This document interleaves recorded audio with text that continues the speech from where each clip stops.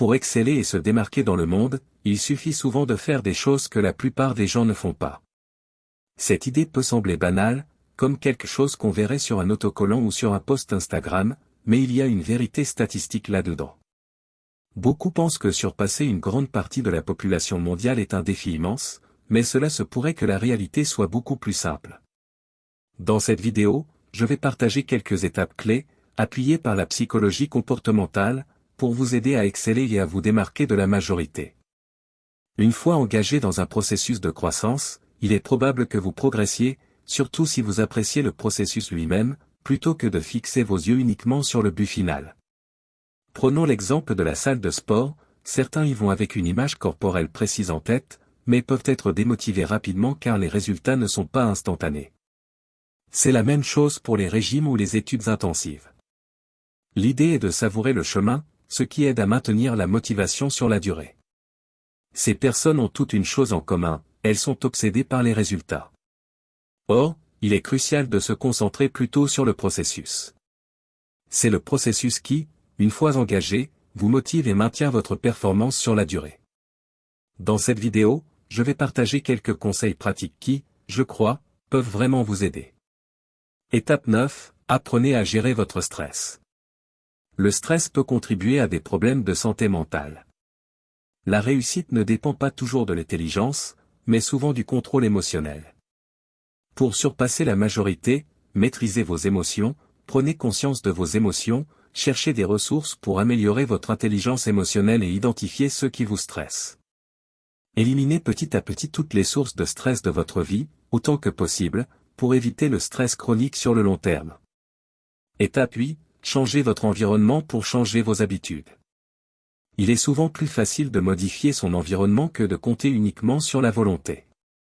Que vous souhaitiez arrêter de fumer, de boire ou de briser toute autre habitude néfaste, ajustez votre environnement, y compris les personnes avec qui vous passez du temps. Souvent, les personnes avec qui vous vivez peuvent influencer vos habitudes et addictions.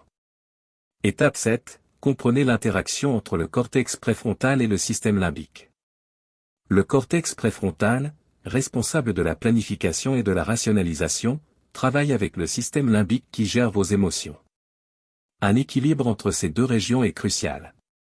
Trop de rationalité peut être contre-productif, car les émotions jouent un rôle important dans la prise de décision. Par exemple, ressentir des émotions négatives après des critiques peut vous motiver à changer votre comportement. Sans cette réaction émotionnelle, il est moins probable que vous réagissiez aux commentaires, qu'ils viennent d'un supérieur, d'un partenaire, d'un membre de la famille, ou suite à une erreur que vous avez commise. Cela est souvent observé chez les psychopathes. Les émotions sont cruciales pour prendre des décisions, mais elles ne doivent pas nous submerger. Il est aussi important d'activer votre cortex préfrontal. Un bon début est de tenir un journal des émotions, cela peut améliorer votre intelligence émotionnelle en vous aidant à identifier et catégoriser vos émotions quotidiennes. Essayez de noter chaque soir comment votre journée s'est passée et comment elle a affecté vos émotions. Étape 6, comprenez la plasticité cérébrale. Votre cerveau change avec de nouvelles expériences. Lorsque vous êtes exposé à de nouveaux stimuli, les circuits neuronaux de votre cerveau s'adaptent. Par exemple, la consommation de drogue peut modifier vos circuits de récompense, augmentant le désir de reconsommation. Il en va de même pour d'autres comportements, comme aller au gymnase. Selon votre expérience, vous serez plus ou moins enclin à y retourner. Retenez ceci, la conséquence de notre comportement influence la probabilité de répétition de ce comportement. Autrement dit, si une action entraîne une issue positive, il y a de fortes chances que vous la répétiez. Par exemple, si vous recevez un choc électrique en touchant une prise, vous éviterez de le refaire.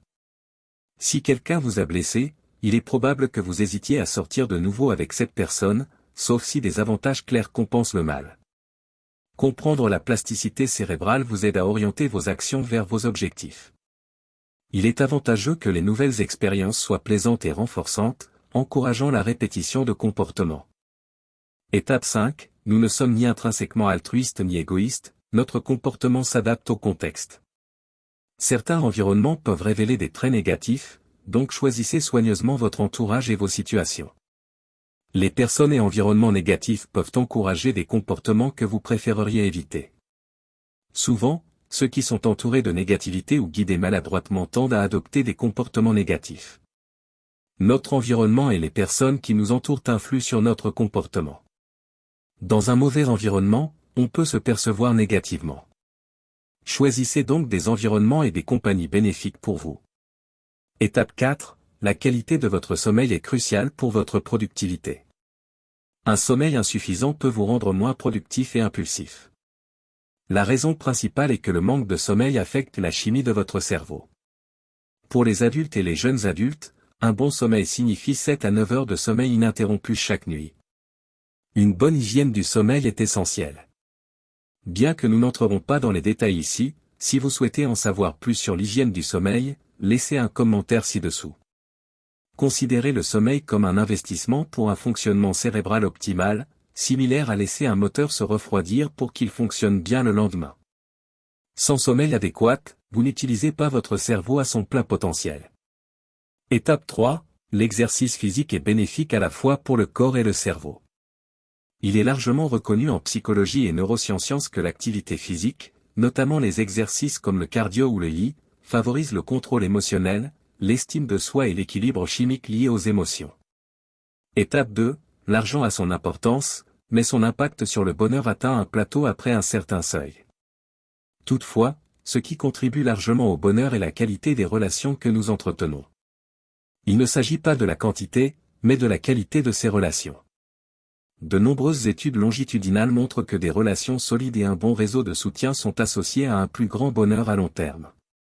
Si vos relations actuelles ne sont pas satisfaisantes, il peut être utile de travailler sur cet aspect de votre vie. Étape 1, sans doute l'une des plus importantes à comprendre. Trouver un équilibre entre la motivation quotidienne et la reconnaissance de vos réussites est crucial. Durant la journée, il est bénéfique de rester focalisé et motivé pour atteindre vos objectifs. C'est souvent le moment où notre énergie et notre concentration sont au plus haut, permettant une progression tangible vers nos buts.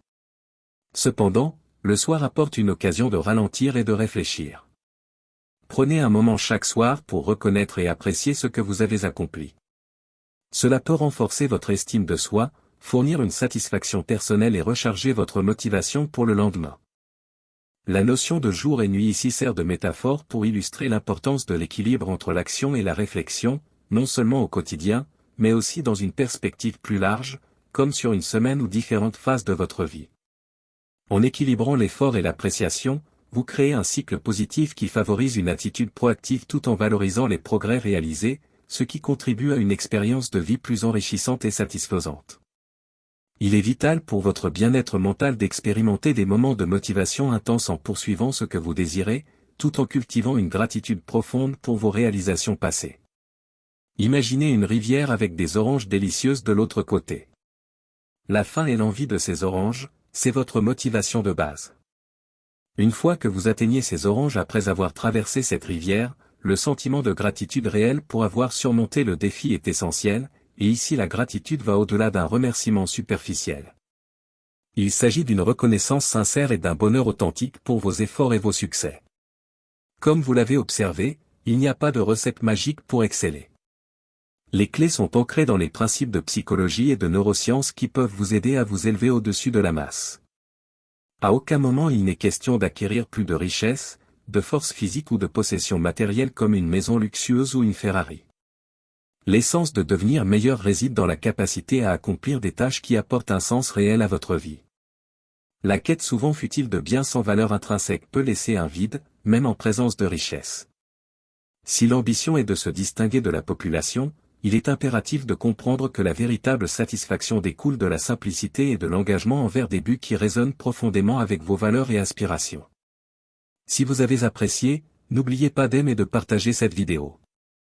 Merci et à la prochaine.